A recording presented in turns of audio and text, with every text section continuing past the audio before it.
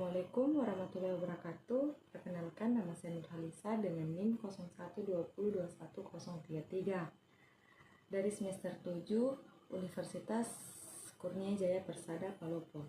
Di sini saya akan menjelaskan obat troli emergensi dan kegunaannya. Di dalam troli emergensi ada obat-obat life support seperti antropin, dopamin, dexamethasone, lidocaine, natrium bikarbonat, dan amiodaron, dan masih ada lagi. Adapun obat-obat untuk jantung adrenalin, aspilet, dan CPG tablet. Selanjutnya ada obat-obat lainnya seperti ketorolax injeksi, tramadol injeksi, dan diazepam injeksi. Kegunaannya untuk memberikan perawatan kritis kepada pasien yang mengalami kondisi gawat darurat. Selanjutnya saya akan menjelaskan perbedaan antara nasal kanul, rebreathing mask, dan non-rebreathing mask. Yang pertama itu ada nasal kanul. Nasal kanul adalah alat yang ditempatkan di lubang hidung untuk mengalirkan udara ke dalam tubuh, digunakan untuk pasien dengan kebutuhan oksigen rendah. Sedangkan rebreathing mask digunakan untuk kebutuhan oksigen dengan konsentrasi tinggi. Adapun non-rebreathing mask digunakan untuk pada pasien dengan kadar oksigen darah yang sangat rendah. Saya akan menjelaskan SOP ventilator, di mana ventilator adalah alat yang digunakan untuk membantu pasien yang mengalami gagal napas. Adapun persiapannya yaitu mesin ventilator, bak valve max, dan set sirkuit ventilator. Adapun pelaksanaannya, yang pertama itu identifikasi pasien, jelaskan tujuan dan langkah-langkah prosedur. Ketiga, siapkan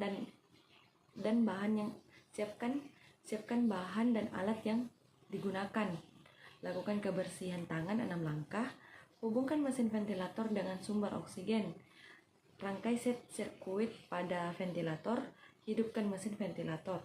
Lakukan kalibrasi ventilator dan tes kebocoran. Atur metode ventilator sesuai kebutuhan. Hubungkan alat bantu nafas dan dengan sirkuit ventilator. Siapkan BVM di samping tempat tidur untuk mengantisipasi multifungsi mesin. Monitor respon pasien terhadap ventilasi mekanik. Rapikan pasien dan alat-alat yang telah digunakan. Lakukan kebersihan tangan 6 langkah. Dokumentasi ventilator yang diberikan kepada pasien terhadap ventilasi mekanis. Selanjutnya ada SOP syringe pump.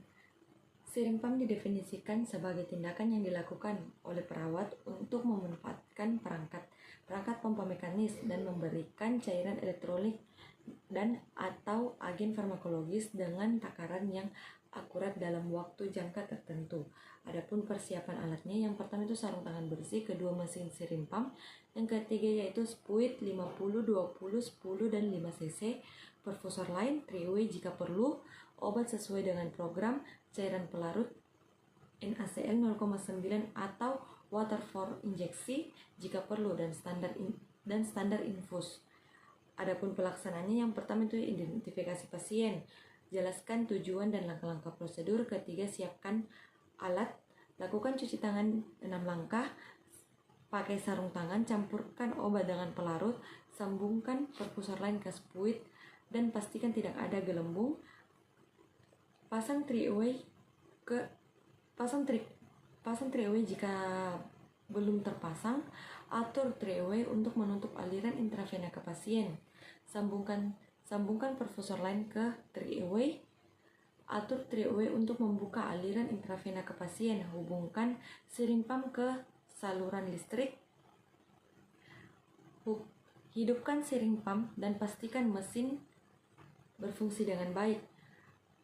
Pasang spuit ke syringe pump. Atur kecepatan syringe pump sesuai dengan dosis yang diperlukan. Tekan tombol start untuk mengalirkan syringe pump. Pastikan obat mengalir dengan baik. Lepaskan sarung tangan, cuci tangan, dan dokumentasi prosedur yang telah dilakukan dan respon pasien terhadap tindakan yang telah dilakukan. Yang terakhir ada SOP infus pump. Pengoperasian alat yang digunakan untuk mengatur tetesan infus agar lebih akurat. Adapun persiapan alatnya, yang pertama itu satu set infus pump sesuai siap pakai. Kedua, cairan infus atau obat. Yang ketiga, selang infus sesuai dengan alat. Yang keempat yaitu label obat.